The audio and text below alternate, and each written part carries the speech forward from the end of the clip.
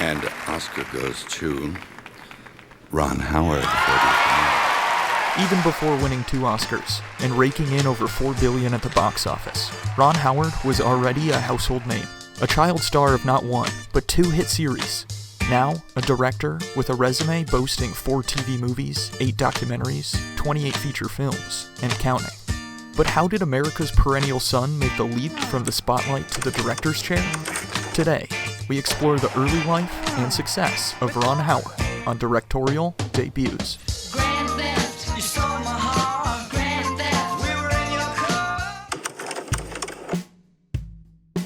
Before he could get his driver's license, Ronnie Howard's career had already spanned over a decade. He wasn't just a familiar face. He was holding his own opposite Hollywood heavyweights like Yul Brynner, Gig Young, and of course, Andy Griffith and Don Knotts. But Ron didn't just stumble into success. His father left nothing to chance. A friend of Dad's swung the mic around our living room to simulate what I would soon experience. Another friend sat opposite me, serving as my dialogue partner. Dad thought I should get used to reading with a stranger. For good measure, my mother pretended to be a camera operator, using one hand to shine a desk light in my face and the other to hold a large cereal box, which represented a 35mm Mitchell camera. Utilizing this method, Ronnie landed several pivotal roles in both film and television. But acting wasn't all he was absorbing. Unlike other directors of his generation, Ron had a front row seat to the studio system, camera setups, lighting methods, script writing, and most importantly, directing. Every new role was a masterclass from industry veterans like Anatole Litvak, Bob Sweeney, Bob Totten, and Morton DaCosta. But despite this early education, Hollywood still only saw him as Opie Taylor. As he entered his awkward teen years, the roles slowed to a trickle. And Ron knew no one was going to hand him a directing career. If he wanted to step behind the camera, he'd have to create his own opportunity, on his own terms. With a camera gifted by the Andy Griffith Show cast and crew, Ron began making short films starring friends and family. He entered contests, honed his craft, and ultimately enrolled in the prestigious USC Film School. That was until a fortuitous acting role under the direction of an up-and-coming visionary thrust him back into the spotlight. George Lucas's American Graffiti, only his second feature, became a surprise box office success.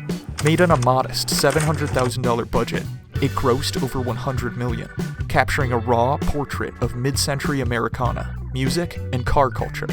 The film ignited a wave of 50s nostalgia. This so-called 50s craze set off a scramble among the broadcast networks to develop 1950s-themed series for television. It was at this point that Gary Marshall politely raised his hand and notified ABC that they had a pretty promising pilot for a 50s show in their vaults already. As a matter of fact, it starred one of the leads in American Graffiti.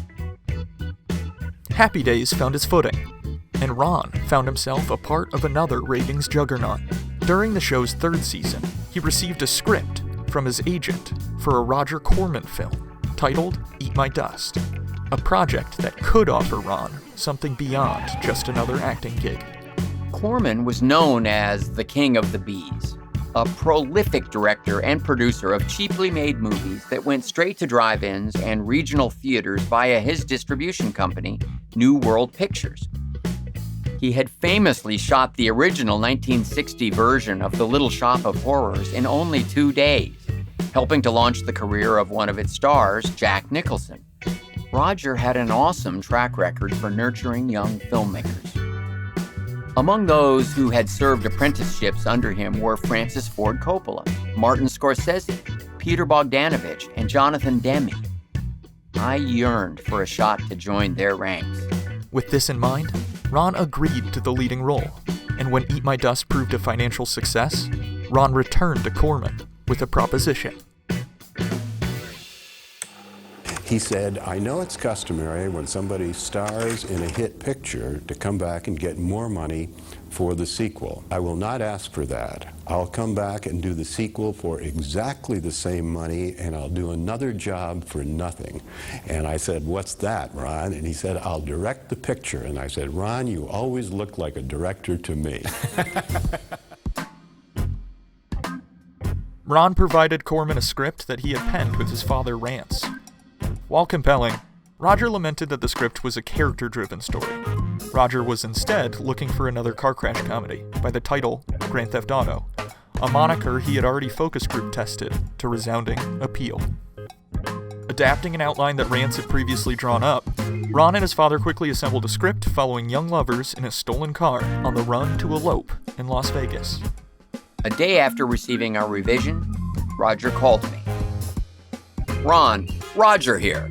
We like your second draft of the script, and we've budgeted to produce the film for $602,000, which is a lot of money for New World Pictures. We've already designed the poster. Your first shooting day will be March the 2nd. Congratulations. You're going to direct your first film. The crew for Grand Theft Auto was rounded out with a group of seasoned Cormanites, including Director of Photography Gary Graver, Editor Joe Dante, Second Unit Director Alan Arkish, Music Producer Peter Ivers, and perhaps the most pivotal addition was Corman's use of the Joey Chitwood Thrill Show stunt drivers. No swerve, perfect balance, and a perfect landing. The plot for Grand Theft Auto is straightforward but effective. Paula and Sam arrive at her parents' mansion to announce their plans to marry. Her father, fearing that Sam is a fortune seeker who could compromise his gubernatorial campaign, insists she instead marry Collins Hedgeworth, the son of a wealthy family. In response, Paula and Sam steal her father's Rolls Royce and race to Las Vegas to elope. Collins misinterprets the situation as a kidnapping and offers a $25,000 reward for Paula's safe return. This sets off a chaotic cross-country chase with bounty hunters, police officers, and an opportunistic disc jockey joining the pursuit, turning the couple's escape into a media spectacle.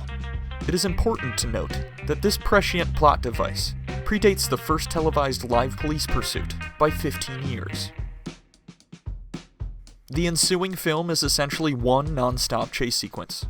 To balance his dual role as lead actor and director, Ron strategically limited his on-screen presence to primarily car interiors, allowing him to condense his acting responsibilities to just 9 days. This freed him to focus primarily on directing the numerous action-heavy sequences.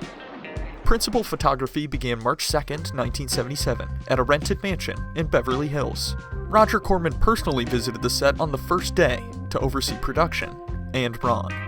The opening scene, where Sam and Paula confront her parents, was the first to be filmed. Between directing, acting, and making key decisions, Ron felt overwhelmed, and the first half of the day moved slowly, causing the production to fall behind schedule. At lunch, Ron doubted himself, fearing he wasn't capable of finishing the film, and that Corman might replace him. That's when cinematographer Gary Graver intervened, helping Ron to streamline the shot list and simplify the remaining camera setups. What I learned in that single afternoon, and would come to understand even better as the shoot went on, was that a director needs to communicate and ask for help. The crew can set up the next few scenes while you're focused on the one you're shooting. The cinematographer and assistant directors can advise you on efficient ways to achieve your creative ambitions with little compromise. Ron was able to foster a collaborative and energetic atmosphere on set by casting many friends, family, and longtime colleagues. Despite the camaraderie, there were challenges, including craft services. Early in production, the crew grew frustrated when meals primarily consisted of fast food. Given the production's tight budget, Ron's wife Cheryl stepped in to solve the problem. Using the limited craft service allowance of just $2 per person per day, she instead prepared home-cooked meals at her parents' nearby vacation cabin, with the help from Ron's mother Jean, who even assisted in serving food to the crew. By all accounts, morale was restored, and the crew got back to work. Ron had originally pitched the climax of the film to Corman with a simple sentence: a Rolls Royce, and a demolition derby. When it came time to film the final sequence, Ron realized he was only budgeted for 50 extras to fill the stands of the derby arena. Ron pleaded with Corman for more money and extras, but Corman refused, advising him to shoot close-ups of the crowd they did have and make it appear larger on screen. When Ron continued pushing, Corman responded. Ron, if you do your homework, if you prepare, you take this seriously, and you do a really good job, you will never work for me again. And indeed, Well, that's that happened. Given time constraints, Ron and the crew only had 2 days to film the demolition derby sequence, requiring breakneck efficiency. Ron and second unit director Alan Arkish managed to achieve a then world record of 81 camera setups in a single day. Film critic Roger Ebert deemed the movie a Roman circus for the automotive age. If you have just one takeaway from Grand Theft Auto, it should be the sheer volume and creativity of vehicular stunts. The Joey Chitwood drivers put on an absolute clinic of in-camera tricks, collisions, donuts, driving on 2 wheels, smashing through houses, launching off ramps, helicopter chases, and so many explosions.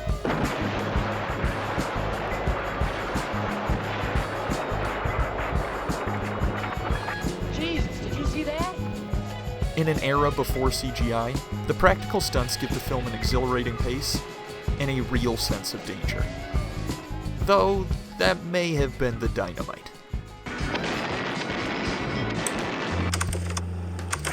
Shot on 35mm film at a 1:8:5:1 aspect ratio, the movie has a runtime of 1 hour and 24 minutes, with filming locations spanning 8 cities and featuring a cast of 50. At just 23 years of age, Ron Howard wrapped principal photography for Grand Theft Auto in just 3 weeks, only returning for 2 additional pickup scenes. With a reported budget of $602,000, the movie brought in over $6 million at the box office, and eventually landed a $1.1 million TV rights deal to CBS, kickstarting a legendary career.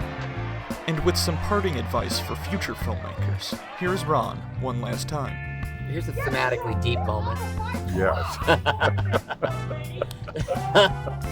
That's when in doubt, right? You just hit somebody in the groin. Thanks for watching this video. If you're interested in learning more about Ron Howard's life and career, I highly recommend his memoir, The Boys, that he co-authored with his brother, Clint. And of course, watch Grand Theft Auto. For a full works cited of this video, please check out the video description, and be sure to subscribe for future directorial debuts.